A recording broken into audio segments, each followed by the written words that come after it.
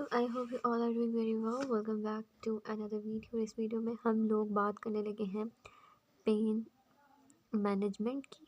तो अगर हम बात करते हैं पेन मैनेजमेंट की तो हम लोग इसको फार्मास्यूटिकल पॉइंट ऑफ व्यू से डिस्कस करेंगे कि एज अ फार्मासिस्ट आपको किस तरीके से पेन मैनेजमेंट करनी पड़ती है। उससे भी ज़्यादा ज़रूरी है कि हम ये डिस्कस करें कि पेन होता क्या है। पेन हमारे पास अनप्लेजेंट सेंसरी इमोशनल एक्सपीरियंस होता है जो कि एक्चुअल या पोटेंशियल टिश्यू डैमेज के साथ एसोसिएट करता है। तो इसमें हमारे पास कौन सी दो चीज़ें आ जाती हैं, एक हमारे पास क्या आ जाती है, सेंसरी आ जाती है, और दूसरी हमारे पास इमोशनल डिस्टर्बेंस आ जाती है। अब बेसिकली इसमें होता क्या है कि पेन मैनेजमेंट में सेंसरी इमोशनल डिस्टर्बेंसेस वगैरह आ जाती हैं। ठीक हो गया। तो अब इसमें या तो ये एक्चुअल या फिर पोटेंशियल आता है। इसमें क्या आती हैं, ये दो चीज़ें आती हैं।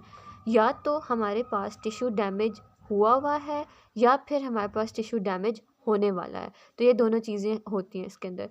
तो दैट इज़ पेन। सेंसरी या emotional disturbances that are link with the actual या फिर पोटेंशियल टिश्यू डैमेज के साथ लिंक कर रही होती हैं। अच्छा, अब हमारे पास इसको हम लोग कहते हैं कि दो तरह की फाइंडिंग्स हमारे पास होती हैं। एक सब्जेक्टिव फाइंडिंग होती है और दूसरी हमारे पास क्या होती है, ऑब्जेक्टिव फाइंडिंग होती है।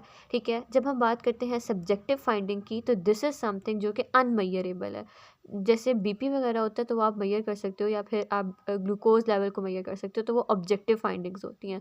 पेन हमारे पास सब्जेक्टिव फाइंडिंग होती है। ये सिर्फ जो सब्जेक्ट है, जो आपका पेशेंट है, वही आपको बता सकता है कि वो किस इंटेंसिटी का पेन फील कर रहा है। तो इस वीडियो में हमने जो मेन करना है वो डिफरेंस देखना है कि एक्यूट पेन में और आपके पास जो क्रॉनिक पेन होता है उन दोनों में डिफरेंस क्या होता है।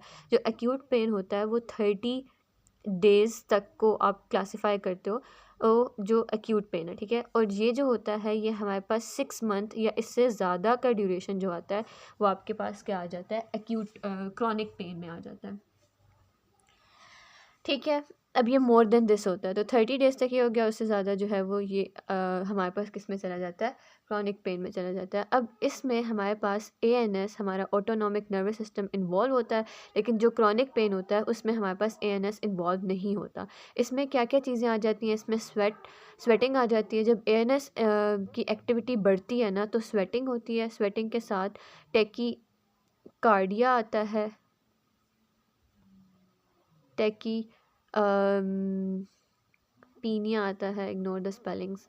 उसके बाद हाइपरटेंशन वगैरह आ जाता है। दूसरा ये होता है एंजाइटी जो होती है वो क्या होती है, इसमें बढ़ जाती है। तो हम लोग कहते हैं कि जब ANS की एक्टिविटी इन्वॉल्व होती है तो ये सारे फैक्टर देखने को मिलते हैं जो कि एक्यूट पेन में आते हैं। अब ये सब जब एब्सेंट होंगे तो वो हमारे पास किस में आएंगे, क्रॉनिक पेन में आएंगे। तो this is the major difference जो कि क्रॉनिक पेन में या फिर हमारे पास एक्यूट पेन में आता है।